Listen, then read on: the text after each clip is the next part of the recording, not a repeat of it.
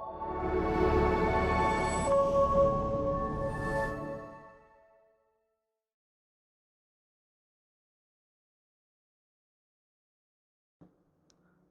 everyone, welcome to Alberta Pod. In this episode is my last episode of the season, and I decided to talk about my own journey, so you guys could know my own side of the story of my immigration. I know I've been talking um, during the episodes. I've been talking about it, but I thought that was like I needed like one episode to explain further and deeper how was my decision, how was my journey, how was my ups and downs in a deep way. So, my name is Deborah, for who is new here.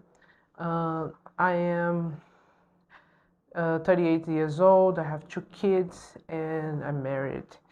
And I have been in Canada for 6 years and a half, almost 7 years now. It's not 6 years, 6 years and a half. I came in March, so it's almost 7 years now. I first came into Calgary, stays there for most of the time. I just moved to Fort McMurray in 2023, so it's 1 year and a couple of months that I've been here in Fort McMurray. And so before start talk about Canada, I need to talk about a little bit about my story, my own story in Brazil. I grew up in Brazil in an orphanage in a small city called Teresópolis, and I lived there for 15 years. And then I got married, had one kid, and then soon I got married. I got pregnant right away, and my husband started talking about moving out the country. The reason for him was he always dreamed to live in the U.S. because he grew up about talk with that with his brother. The U.S. culture, the movies and stuff, and I never wanted to even go out of the country. In my mind, I just wanted like to know or visit Africa countries. That was my in my mind my first thought about like traveling outside Brazil. I was thought in going to Africa or anything that was um, close with my identity and how I see myself. So I never thought of moving out to North America. So once he started talking about it, the first it wasn't serious, so we're just joking and stuff. Then it became more serious for him, um, but I didn't want to come. Like I was very very secure that I didn't want to come, and I didn't want to go to the U.S. like at all. I still don't. uh, uh, I have nothing against the country. I just like didn't like the culture, how they see themselves and stuff. And then I found Canada like the midway for us. So I shared with him, why don't we search for Canada? Uh, because I thought like Canada is cold, he won't be willing to go and maybe change his idea. But he didn't. He actually liked the idea, so he started seriously searching about Canada. And then things kind of aligned because in Brazil I started suffering some harassment because of my political positions, my beliefs, and at work I started suffering harassment because of the color of my skin, even though we are majority in Brazil as a black person. Um, People are entitled to feel that we are minority uh, in Brazil. It's a very weird way that people who are like have more money, and because they have more money, they have more power, so they see us as minority. But we are actually a minority in Brazil, but we are a minority in poverty as well. Anyway, so I started suffering this stuff, and then it started aligning with what my husband wanted. So my first thought was my our first plan was I would come to Canada, learn English, and then go back to Brazil.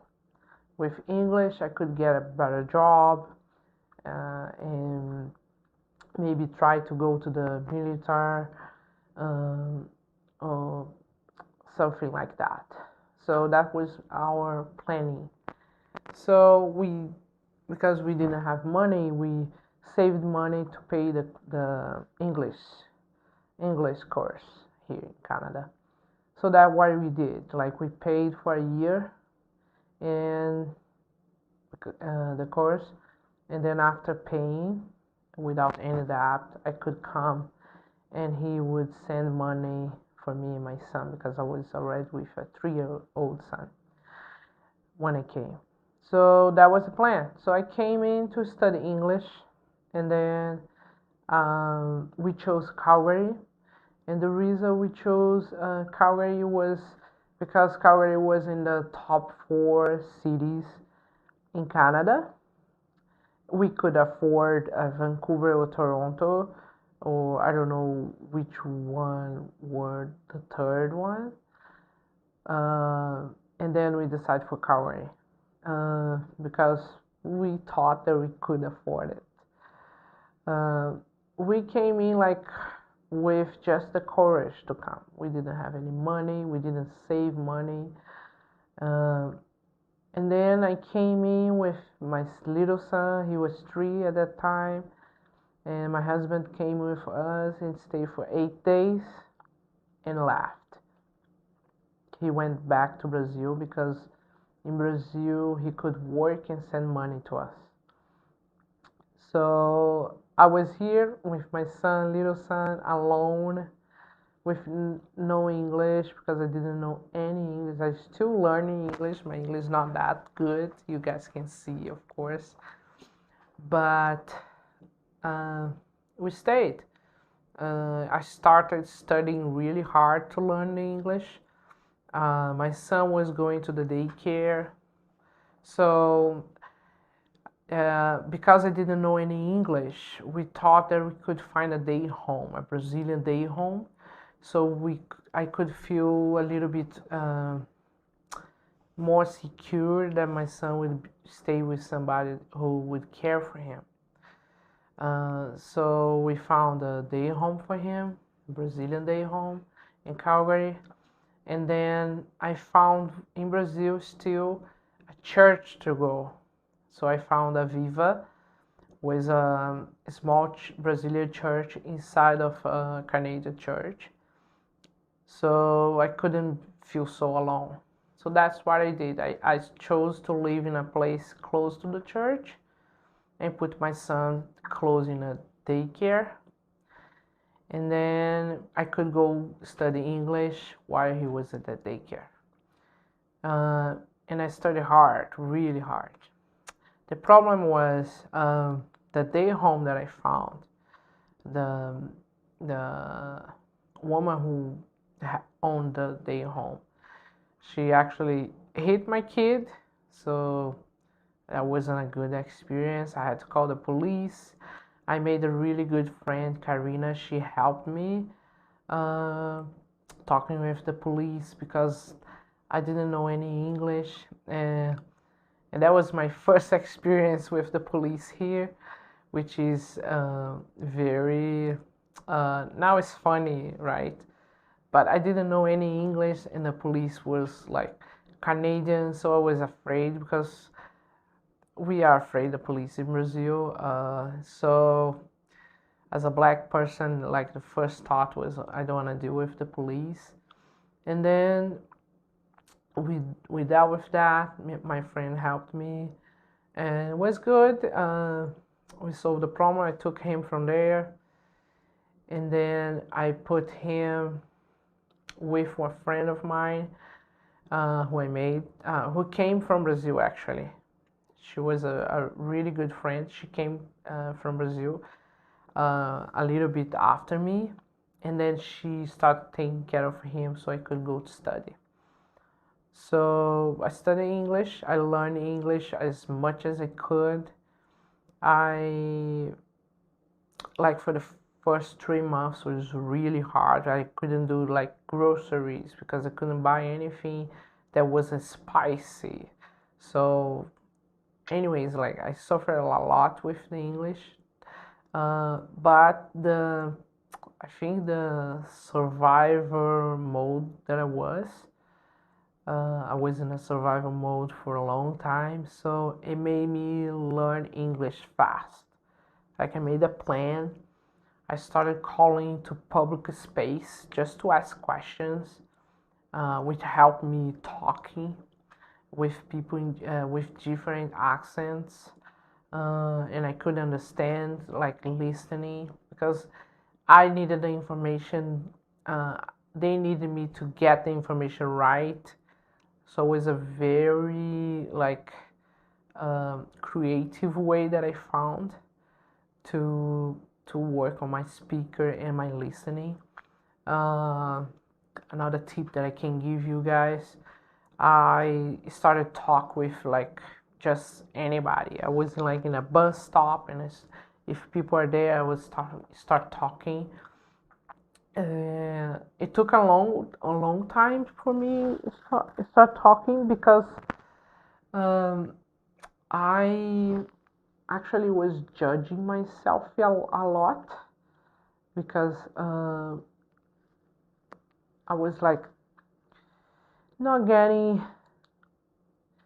not getting, not feeling so secure to talk and judging a lot. And I think with fear of people judging me talking because uh, as a Brazilian we judge each other a lot. Uh, we we joke a lot, and I didn't want to be a joker, like a joke in people's mouths. So it was hard for me like to let it go and start talking um, near to Brazilians. That was like the most difficult part for me. When I like let it go, like when I decided that okay, it doesn't matter. Everybody's learning. Everybody's second language speaker. Um, then I start talking like it kind of clicked. And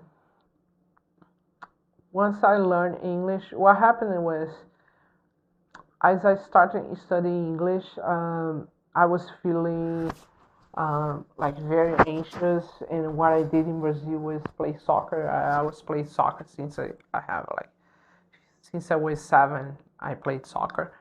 So I was missing that a lot. So I sent an email to Sati's coach and then asked him to practice with the team at Sate. So I started practicing with them. So that helped me a lot, like to stay like in my mental health, like stabilized. So, but it started like feel really hard because the practice was like were really late, and I had a son, so I stopped doing that. And but with Sate, what I got was like offer, like mouth offer. It wasn't like an official offer that I could play for Sate if I studied at the college, but I didn't have the money. So the church like saved the money for me. I have a friend, Enrique. He talked with the church because we're like I was already making my suitcase to leave because the time would pass and I didn't have money to stay in Canada anymore. My husband was still in Brazil, and it was really hard in that time because he would send money, but the money would stay stuck for a little bit. So I struggled a lot with money. People don't know that uh, really, like even my friends, because I was ashamed to talk about it. But it was really hard. Like I had to some days not eat so my son could eat, and because the money was just stuck. And then when that offer came in, like my friend said, that's an opportunity. You need to stay. But I was already ready to leave. But then the church came in together. It was a really good church. It's a shame that it closed, but was like we had a sense of community, really good. Uh, I miss that church a lot. So it helped me like keep grounded a little bit. And then the church paid for that subscription for the college. So I applied, got accepted, but then I decided that I wouldn't play for the team because again I had like a 3-year-old son. So I had to take care of him. I didn't want to like I didn't have time to stay until midnight to play with teenage girls and that were like really mean actually, and uh, and I didn't want to deal with that. So we decided to pay for the college. So it was a whole process because I was with visitor visa, so I had to apply for student visa, and it takes a while. And then I did all the process, and my husband started paying for the college, so we kind of kept going, right? So I found a really good daycare for my son at downtown Chinatown. Was like the best choice that I did. He still remembers that to this day. He's 10 now. He saw his episode probably, uh, and he's now more Canadian than Brazilian. Uh, then that was like the beginning of the journey. So to make the connection for the English to the college, so I had to do a level 6 at my English course that I was doing to be able to do the college. And then I got to that point. I did that level like twice just to make sure. And I did college architectural technologies. So now I have a bachelor degree in Brazil as a physical education or kinesiologist, and architectural technologies here from SAIT in Canada. And was really hard. I must say for whoever is like watching, if you're willing to study, make sure that like you have the mental stability to do it because it's hard. It's not hard because it's very difficult, but it's hard because it's a whole different method. And the method of the college here is you learn practically by yourself. So it's like hands-on projects, and was really hard for me. First because I couldn't like do too much group work because I had a son, so I had to divide my time. So I had to do my own schedule. Secondly, because it was like 100% practical the course, and thirdly because I'm old, and it's very difficult to deal with teenagers coming from high school. It's very complicated. It's a very complicated, and because I came with already a degree, a bachelor degree, and start everything from the beginning. And I chose like a very difficult course as well. which wasn't like, because in Brazil I always wanted to study architecture, and it's a very elite course there. And it turns out that it's a very elite uh, course here as well, but I didn't know at that time. So if they gave me the opportunity to study what I want, so I just chose what I wanted, because of the immigration process. So it's very hard to have like post-graduation work permit with some different courses, because my first choice was social worker, but it's like a very expensive course, and I wanted to do it because my adoptive mom in Brazil, she's a social worker, so I wanted to do like how do you say that? Like I wanted to do like a comparison with both systems, and because I was part of the systems there, so I thought it was like really cool to try to give back, and I'll still do it now. I just applied to do social worker. Uh, so that was the beginning, and then I started studying. It was really hard, as I said. My husband came in. I was almost finishing college. Um, I got pregnant at the end of the college, and then COVID hit. Everybody remembers COVID. So COVID changed our lives forever, right? And here, what happened with COVID? I had my baby. Is COVID? She was born in 2020, so 2020. So she's 4 now, and when she was born, everything was locked down. So it was like crazy time. And what happened is that delayed our immigration process, which made like for my mental health was really bad. We got the Afghanistan war, because then the immigration process changed because of that, and then the Ukrainian, then the COVID hit, then the Ukrainian war, and then another stuff that I don't know.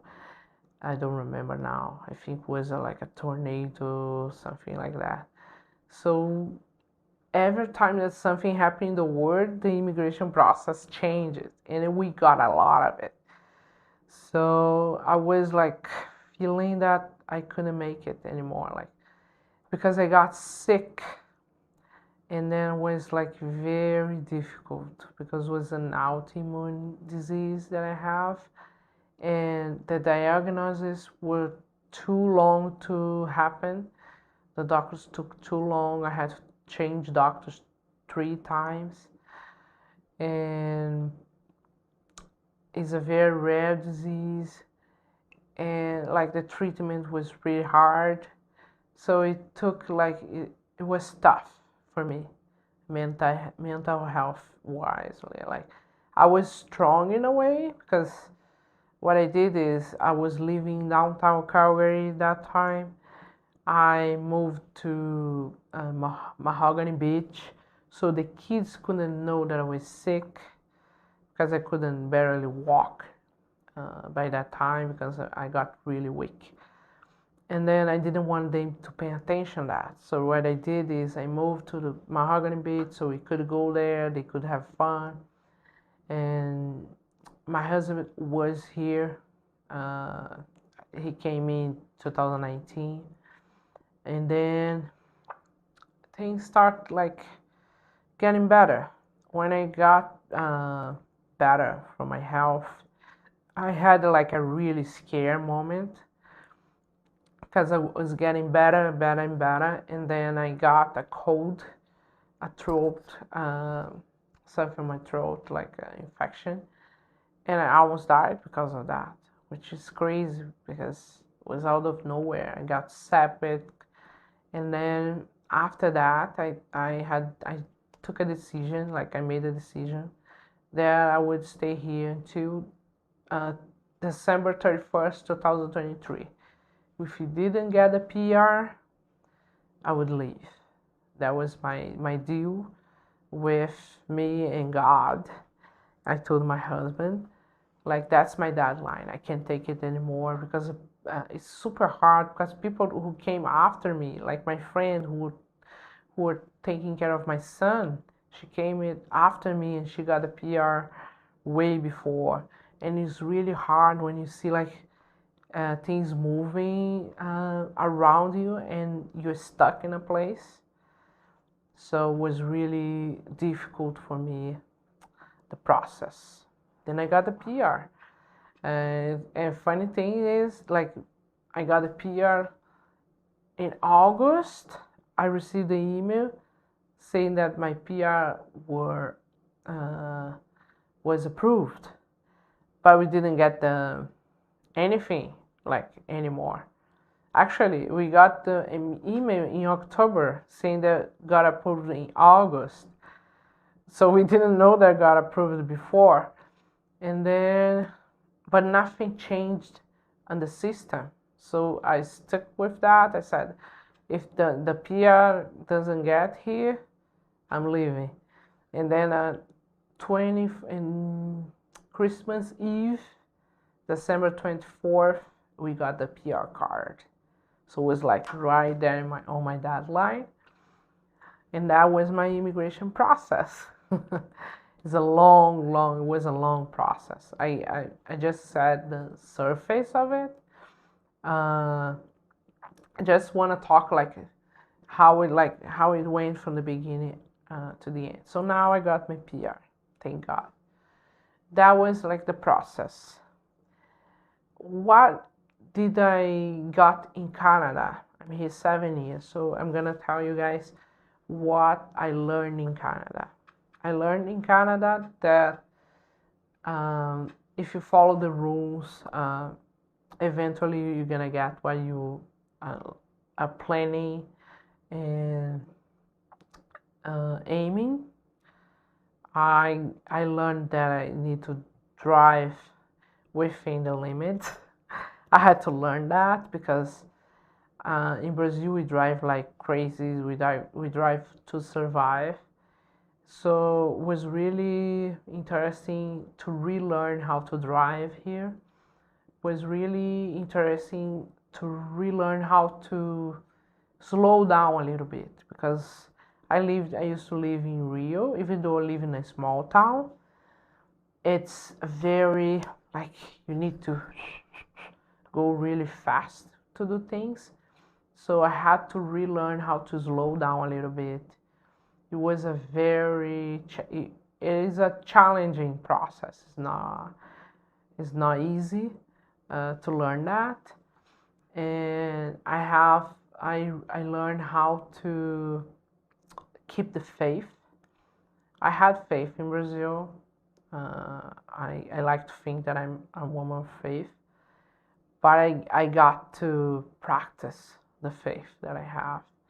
And that was tough and that was hard, and it was incredible actually. I had many spiritual experience that I believe in, and it was quite amazing.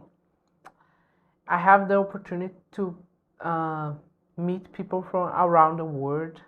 I really met like really good people. I met people from Slovakia, from Japan, from China, from Africa and everywhere in Africa, from Taiwan, Vietnam. So I got to meet those people and like make friendship. I actually made like a community of friends everywhere I went. Of course, I lived in Calgary and now in Fort Mac. But I mean, I have friends in Edmonton. I have friends that moved to Nova Scotia. And I have friends from everywhere of the world, Colombians, Venezuela, Chile, Peru. So I made a lot of friends from all the globe. So I'm really grateful for that. And I got to experience many different cultures. So if you're thinking about um, multicultural experience in life. It's Canada and in Alberta. You're gonna find a word there, here, there. Because I lived too many years in Calgary, I was thinking there. But here too, I have many African friends here, uh, from India, from Pakistan, from Palestine, from uh, all around the globe, really. From Canada, First Nations. So it's really, really great to have this opportunity and to have my kids having this opportunity. It's amazing. From a person who grew up in an orphanage that didn't have anything, uh, to come to Canada and be living this life. I'm not rich. I'm like far from being rich. I'm poor.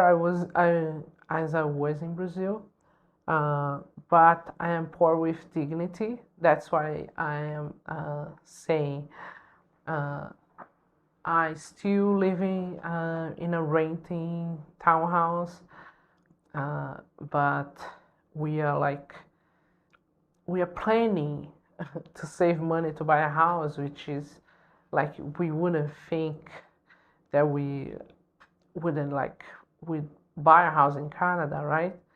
My husband was poor when he in his upbringing as well. He grew up without a father. I grew up without both parents. I was adopted with 17 years old. So to come from that to where I am today, I'm really grateful. And why did I choose Alberta? Uh, for the opportunities. Uh, Alberta is a very beautiful province. It's a very multicultural and a uh, very, how can I say, very different of what I thought. Again, I didn't travel as much. Like the community in Brazil, people used to do like a wish list, so they book list, so they go travel everywhere. I didn't go. I just search, uh, and then I watch the news, and I know that there's politics, policies that helps um, low income people in Alberta, and the benefits are really great for a family, uh, especially a family like mine that live like paycheck to paycheck and an honest way to live. But it's great to have like support that we have here in Alberta, which is rare. Like in everywhere that you go, it's different policies, and I think Alberta is great to like to raise family. So I think like we did a really good choice. And weirdly, I started to feel like home when we moved to Fort Mac. And I say weirdly because when we said to people that we were moving to Fort Mac, most of them said it's too cold. Why are you guys going too far? It's a small town, and it is. It is too cold. It is far. It is isolated. I feel that like we are in an isolated space here, but we really feel like home.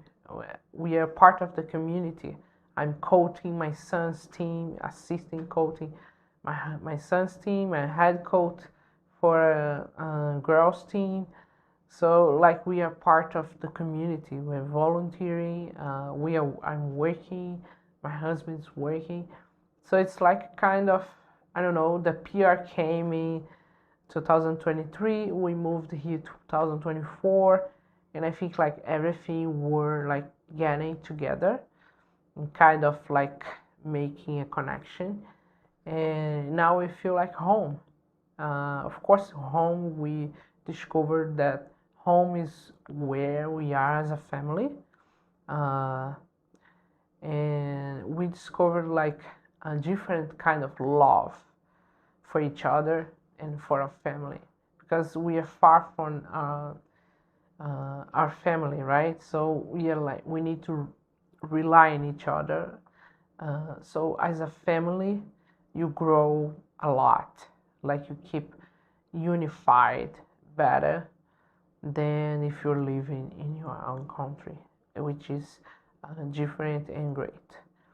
Uh, I would say, if you ask me why did you choose um, to come to Alberta, I would like summarize saying that it was because of the opportunity to raise a family and to grow as a family. Fort McMurray, we came in because my husband got promoted, and which was great because I found a really good job. I'm working at the Terracon Geotechnic. It's a it's a geotechnic company. It's been amazing what I've been learning and the opportunity that I've been having. Um, and it's been great. Again, I didn't travel as much. So the place that I visit were Canmore. I love that place. It's beautiful. It's gorgeous. It's a place that I would live for sure. Maybe in the future, who knows? Banff, of course, everybody who lives in Alberta goes to Banff. And Jasper. And Jasper for me was like the best place, like in the world that I visit so far. Like by far, uh, the the the roads are beautiful. We go in one way, we see like amazing mountains and amazing landscape, and we come to the other way, see different landscape, amazing stuff. Was a spiritual thing for me. It was really healing for me because I just got I just received the news that I was sick. So it was like a healing for me, like spiritual strength that I gained in that trip. It was once around, just once, but I will be back when the is rebuilt, I think, because we traveled before the fire, and I will be back for sure. Another place that I visit, I think was, yeah, just that three places. So now that we got the PR, we're gonna save money to travel and discover other places in Canada. Maybe we go to Moncton to visit and just see what I missed, right? But it's funny because Moncton was -40 when I saw it, and here we have sometimes sensation of -54. So it's kind of I'm always saying that after -20 everything is the same. You need to wear the layers and hope for the best. And it's true, like it doesn't change. You just need to have the layers and go to warm places. It's been great. I love living in Canada nowadays. And of course, I miss Brazil. The things that I miss the most in Brazil, of course, the food, but the people. I miss my people. I miss my family, my friends, my soccer team.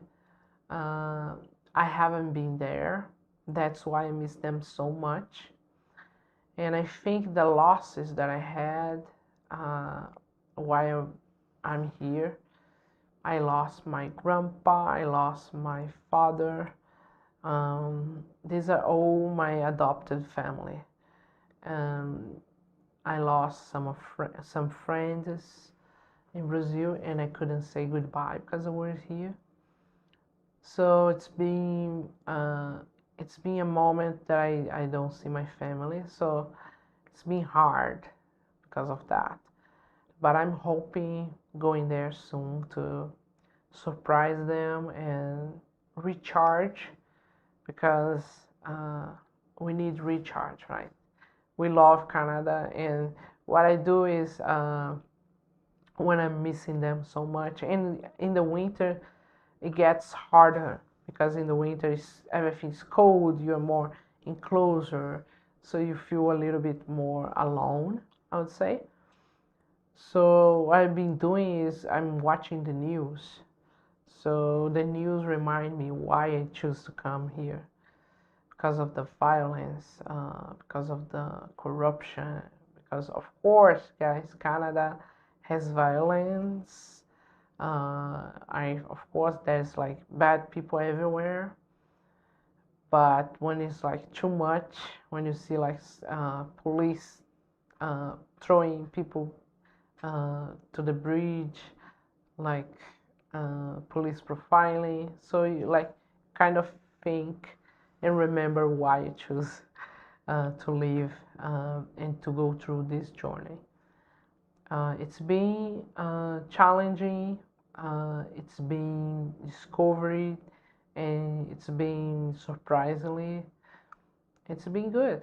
I know it's sometimes like when I talk, it doesn't seem like I'm liking it because I'm bringing all the bad stuff, but I want to show the reality because people like to romanticize things. I don't like to do that. I don't like to do that with diseases. I don't like to do that with challenges in life. I just like to be really realistic and that people know what happens. Uh, what I love about Canada that is different from Brazil is the respect, is that people are not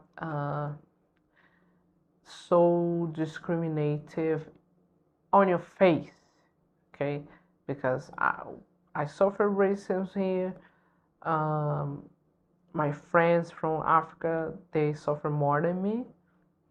So what I do, my strategy now is uh, I'm just saying right away that I'm Brazilian because I know that African will suffer more racism than me.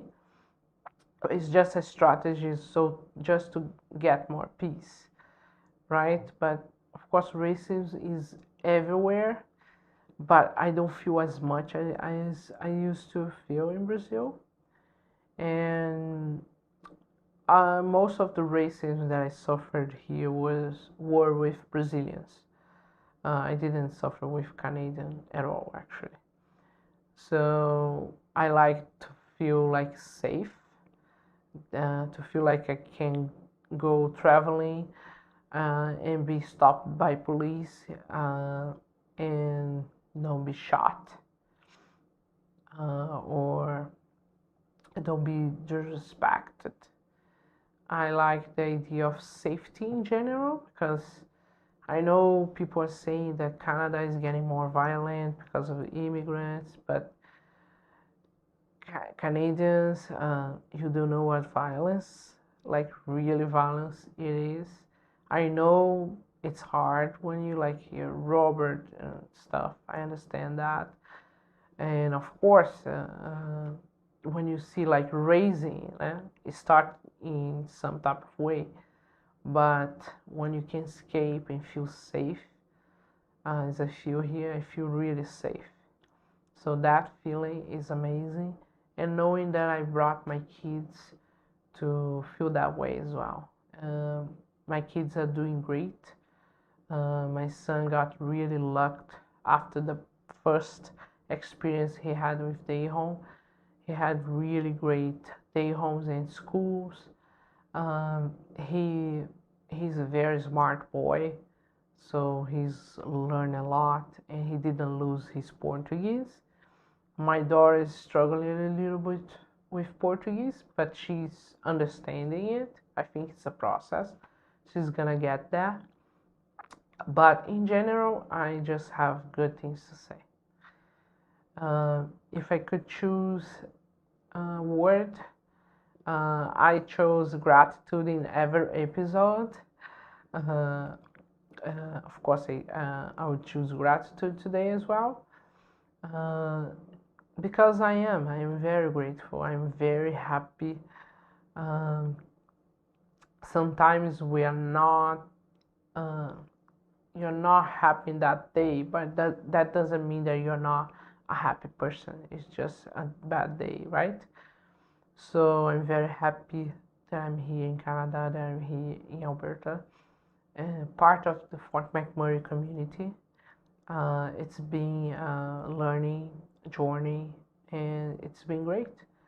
I am thankful for this opportunity, even to be shooting a podcast. I never thought I could do it. Of course, it's not like a great production. I'm still learning how to do it. My cameras were not working properly during this season, so I'm having to learn a lot. My network didn't work as good as I would hope, so it was very difficult for me to shoot this season, but I am grateful for the opportunity. Storyhive, TELUS TV, I'm really grateful, and I hope you guys enjoyed it. Uh, I I learned a little bit of with every person who came at the podcast, who talked, and it was really great to hear their stories because I could resonate with some of it. Some are totally different experiences. So I hope you guys enjoy as well.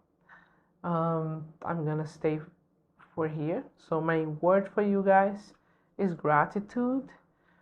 I'm grateful for the opportunity to have this podcast to speak with you guys. I'm grateful for my life, for what we have been constructing here in Canada, and I'm hopeful as well.